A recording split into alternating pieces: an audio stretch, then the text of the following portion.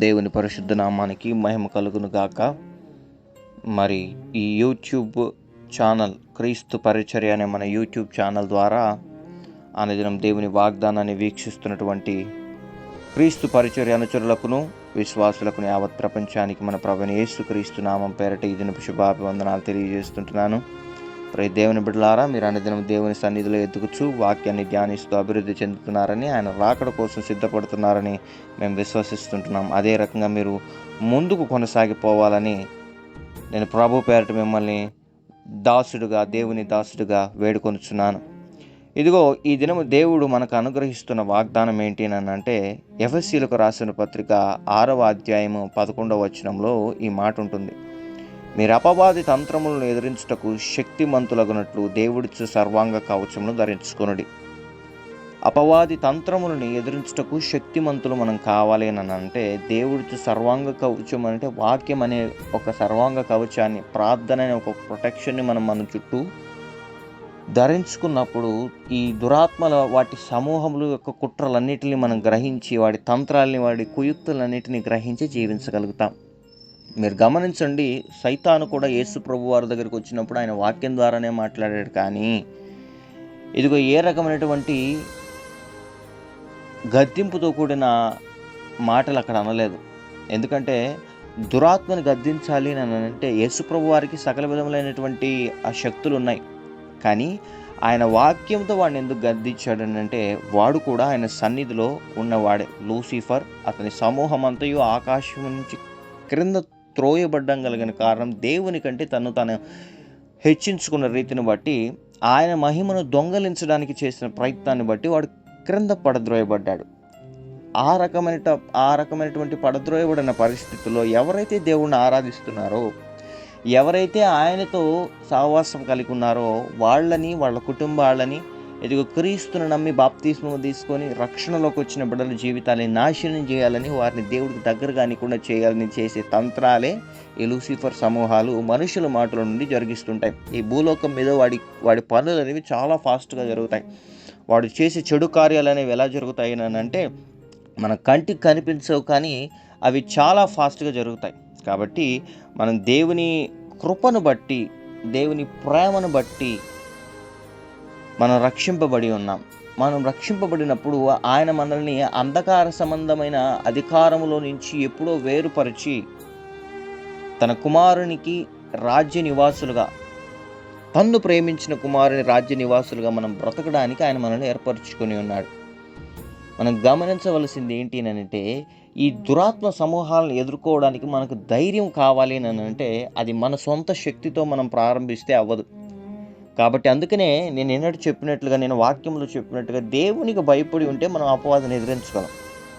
దేవునికి లోబడి ఉంటే, ఆయన ఆజ్ఞలు గైకొని ఉంటే, ఆయన సన్నిధిలో మనము ఎదగగలిగి ఉంటే, మనం ఆయన శక్తిని పొందుకొని వాడి కుయుక్తుల్ని, తంత్రాలన్నింటినీ ఎదిరించగలిగిన శక్తి మనకు వస్తుంది. కాబట్టి నేను అనేక సందర్భాల్లో దేవుని సన్నిధికి మీరు ఇంపార్టెన్స్ ఇవ్వండి అని చెప్పడం కలిగిన కారణం ఏంటి అని అంటే, ఈ లోక సంబంధమైన ప్రతి పరిస్థితులను మీరు గమనిస్తుంటున్నప్పుడు, మీ చుట్టుపక్కల జరుగుతున్న పరిస్థితులను మీరు గమనిస్తున్నప్పుడు మీలో తెలియని ఒక భయము ప్రారంభమవుతుంది. ఆ భయము కలిగించేది కూడా ఈ సమూహాలే. ఇందుట్లో రకరకాలైనటువంటి దురాత్మ తంత్రాలు ఉంటాయి. ఒకటి, మీకు అనేక సందర్భాల్లో మీకు కీడు కలిగించాలన్న దురాత్మ సమూహాలు కొన్ని ఉంటాయి. మీలో పాపపు ఆలోచనలు పుట్టించాలన్న దురాత్మ సమూహాలు కొన్ని ఉంటాయి. మీకు ఎప్పుడూ కూడా అనారోగ్య పరిస్థితుల్ని, ఇంట్లో గొడవల్ని, చికాకుల్ని ఇవి తీసుకొచ్చే దురాత్మ సమూహాలు కొన్ని ఉంటాయి. వివాహాలు జరగనీయకుండా చేసే దురాత్మలు, ఇదిగో భార్యాభర్తల మధ్య గొడవలు పెట్టే దురాత్మలు, ఇదిగో అనేక రకమైనటువంటి అప్పులకు గురి చేసే దురాత్మలు, రోడ్ యాక్సిడెంట్లో మనుషులని మరణానికి గురి చేసే దురాత్మలు, దేవుని సన్నిధికి, దేవునికి ప్రాధాన్యత ఇవ్వకుండా నిలువెచ్చని స్థితిలో ఉండిపోయేటట్లు చేసే దురాత్మలు, నిద్రకి గురి చేసే దురాత్మలు కొన్ని ఉంటాయి. సకల విధమైనటువంటి ఆలోచనలకు గురి చేసే దురాత్మలు కొన్ని ఉంటాయి. అపవిత్రమైన ఆలోచనకు నిన్ను నువ్వే లొంగ తీసుకొని పాపం చేసి, ఆ పాపం వల్ల మరణానికి పాత్రమయ్యేటట్లుగా చేస్తాయి. దేవుని బిడ్డలారా, మనం గమనించాల్సింది ఏంటి అని అంటే, క్లియర్గా మనం అర్థం చేసుకోవాల్సింది ఏంటి అని అంటే, పాపం అనేది నాలో ఉన్నదని మీరు ఏమైనా రుజువుపరచగలరా అని ప్రభు అయిన యేసుక్రీస్తు ప్రభు వారు అన్నారు. ఆ మాటని నాలో పాపం ఉన్నదని మీరు ఏమైనా రుజువుపరచగలరా అని అంత ధైర్యంగా అన్నాడంటే, ఆయనలో ఏ పాపము లేదని ఆయన గ్రహించగలిగాడు.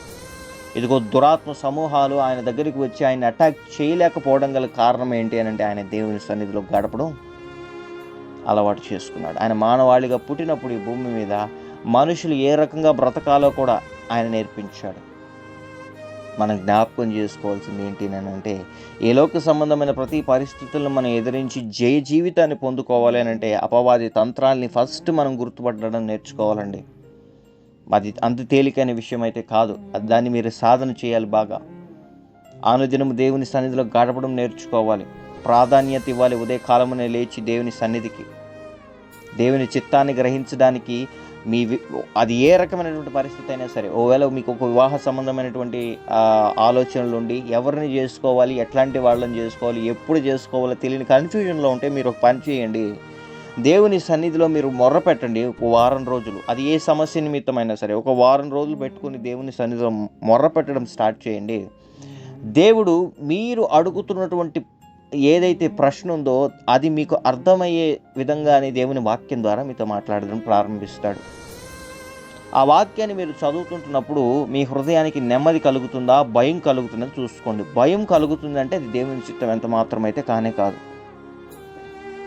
ఓవేళ మీకు నెమ్మది కలుగుతుంది అని మీరు గ్రహించినట్లయితే ఆ వాక్యాన్ని క్రమక్రమేణా చదువుతూ వస్తూ అనుదినం ఆ వారం రోజులు దేవుడు మీతో ఏం మాట్లాడాడో ఒక డైరీలో రాసుకోండి, లేదా ఒక పేపర్ మీద రాసుకోండి. దాన్నన్నిటినీ ఓ వారం అయిన తర్వాత ఆఖరి దినాన దేవుని సన్నిధిలో పెట్టి ప్రార్థన చేయండి.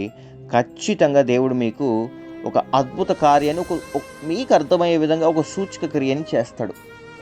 మీరు గుర్తించే విధంగా ఇది దేవుని చిత్తమా కాదని మీరు గుర్తించే విధంగా ఖచ్చితంగా ఏదో ఒక కార్యం అయితే చేస్తాడు. మేము ఇక్కడున్నది ఈ యూట్యూబ్ మాధ్యమం ద్వారా మీకు అందుబాటులో ఉండడానికి గల కారణం ఏంటి అని అంటే, మీరు దేవుని చిత్తాన్ని గ్రహించేవారుగా మారాలి, అపవాది తంత్రాలు ఎదిరించేవారుగా మారాలి. మీరు వీరులుగా ఉండాలి, కానీ భయస్థులుగా భయపడిపోతూ ఇదిగో మీరు పసిపిల్లల్లా ఉండకూడదు అనేదే మా లక్ష్యం, మా గోల్ అదే.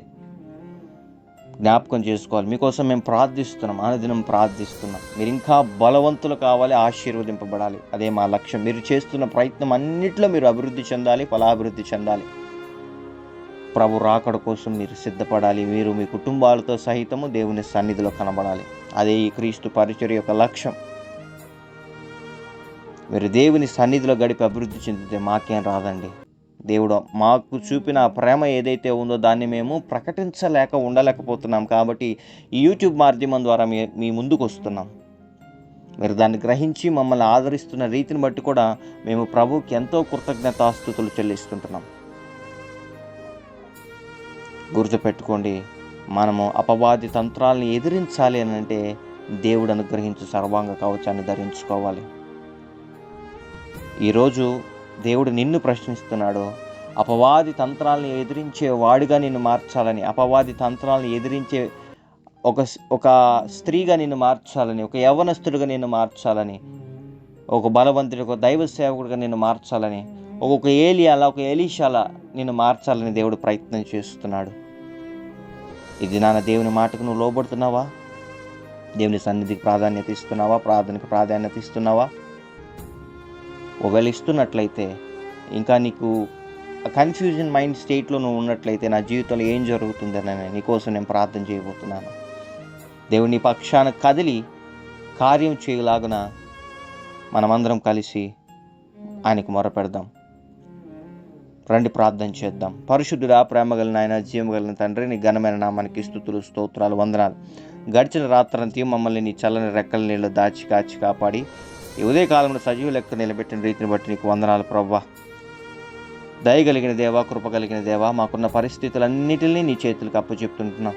ఈ దినమందు బిడ్డలందరూ ప్రభు మన అపవాది తంత్రాలను ఎదిరించేవారుగా మారునట్లుగా ప్రభు నీ వాక్యానికి లోబడి, నీ సన్నిధికి లోబడి బ్రతకగలిగిన కృపని అనుగ్రహించమని ప్రార్థిస్తున్నాం. ఏ బిడ్డలైతే ప్రభు నిర్లక్ష్యం చేస్తున్నారు నీ సన్నిధిని, యేసు నామములో ఆ నిర్లక్ష్యపరిచేటట్లు వారికి పరిస్థితులు కలుగజేస్తున్న దురాత్మ సమూహాలన్నీ లయమైపోవునుగాక. ఈ దినమందు ఏ ప్రయాణ మార్గంలో బిడ్డలు బయలుదేరను క్షేమకరమైన ప్రయాణ మార్గాన్ని అనుగ్రహించండి. దారిలో పొంచి ఉన్నటువంటి సకల విధములైన దుష్ట శక్తులను యేసు నామములో బంధిస్తుంటున్నాం ప్రభా. నీ సహాయాన్ని అనుగ్రహించండి. బిడ్డలు చేస్తున్నటువంటి ప్రతి ప్రయత్నాల్లో ప్రభు నాయన సఫలీకృతం అవునుగాక. ఇంటర్వ్యూస్ అటెండ్ అవుతున్న బిడ్డలకి మంచి ఉద్యోగాలు వచ్చునుగాక. పరీక్షల కోసం సిద్ధపడుతున్న బిడ్డలకి జ్ఞానాన్ని అనుగ్రహించమని ప్రార్థిస్తుంటున్నాం ప్రభా. ఆయా పరీక్షలు రాసి రిజల్ట్స్ కోసం ఎదురు చూస్తున్న బిడ్డలకి మంచి ప్రవణ ఉత్తీర్ణతమైన మార్కులను అనుగ్రహించమని ప్రార్థిస్తుంటున్నాం.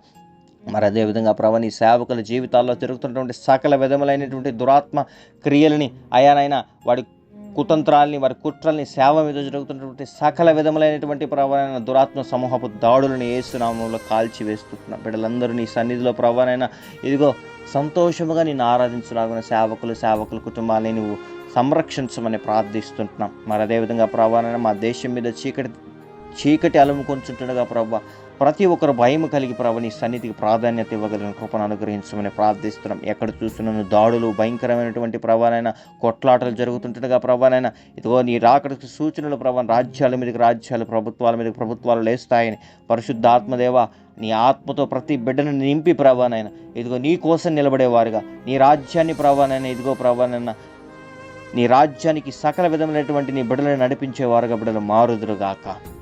నీ సహాయాన్ని అనుగ్రహించండి. ఈ దినమందు ప్రభానైనా అనారోగ్య పరిస్థితుల్లోనూ ఇరుకులోను ఇబ్బందుల్లోను అప్పుల బాధల్లోను అవమానాల్లోనూ సకల విధములైనటువంటి ప్రభానైనా ఇదిగో పరిస్థితుల్లోనూ ఇరుక్కుపోయి నీ వైపు చూస్తున్న బిడ్డలకి సమాధానాన్ని అనుగ్రహించండి. వారి గాయాలను కట్టండి. సంపూర్ణమైన ఆరోగ్యాన్ని బలాన్ని శక్తిని అనుగ్రహించండి. వివాహాల కోసం ఎదురు చూస్తున్న బిడ్డలకి నీ చిత్తంలో ఉన్న బిడ్డలను అనుగ్రహించమని ప్రార్థిస్తుంటున్నాం. మరి అనాలోచితంగా పాపపు ఆలోచనలో పడిపోయి ప్రభావం ఏ బిడ్డలు నేను దుఃఖపరచకుండా ప్రభావం అయినా నీ సన్నిధిలో ప్రభావం నిందారైతులుగా బ్రతుకుతూ ప్రభావం నిన్ను సంతోషపరిచే వారుగా బిడ్డలు ఉందురుగాక. ఈ దినమందు ప్రభావం ఎంతమంది అయితే బిడ్డలు నీ సన్నిధిలో మోకరించి వారి పరిస్థితుల నిమిత్తమై కన్నీరు కారుస్తున్నారు, బిడ్డలు కన్నీటిని తుడిచి ప్రభావం బిడ్డలను హత్తుకోమని ప్రార్థిస్తుంటున్నాం. బిడ్డలు ముద్దాడమని ప్రార్థిస్తుంటున్నాం. బిడ్డలను ఆశీర్వదించండి. ఎవరున్నను లేకున్నను ప్రభు ఎవరు విడిచిపెట్టిన నేనున్నానని సెలవిచ్చిన దేవా బిడ్డలకి నీవే ఆదరణగా ఉండి తోడునీటుగా ఉండి నడిపించమని ప్రార్థిస్తుంటున్నాం. ఈ దినమందు ఏ మనుషుల నుంచి ప్రభావ బిడ్డలకి ప్రతికూల వాతావరణం రాకుండా ఎటువంటి పరిస్థితులు ఎటువంటి దురాత్మ సమూహాల బిడ్డల కుటుంబాలని ప్రభావం టార్గెట్ చేయకుండా ఈ వారమంతయు బిడ్డలని చల్లని రెక్కల నీడలో దాచి కాపాడి సజీవ లెక్కలను నిలపమని ప్రార్థిస్తుంటున్నాం. నీ ఆత్మ కోసం తాపత్రయపడుతున్న బిడ్డలందరి మీద ప్రభావం నూతనముగా ప్రభావం వాళ్ళు బలము కలిగి ఆత్మ పొందుకుని నీ కోసం సేవ చేసిన బిడ్డలను కృపను బిడ్డలకు అనుగ్రహించమని ఈ ప్రార్థనను అంగీకరించి సహాయం చేస్తున్న దేవా నీకే స్తుతులు స్తోత్రాలు అతి త్వరగా రానైనటువంటి మా ప్రియ ప్రభువైన యేసుక్రీస్తు వారి యొక్క అతి పరిశుద్ధమైన ఉన్నతమైన శ్రేష్టమైన నామమున ఈ ప్రార్థన విన్నపములకి పొందుకున్నాం మా ప్రియ పరలోకపు తండ్రి. Amen, amen, amen. Praise the Lord. May God bless you all.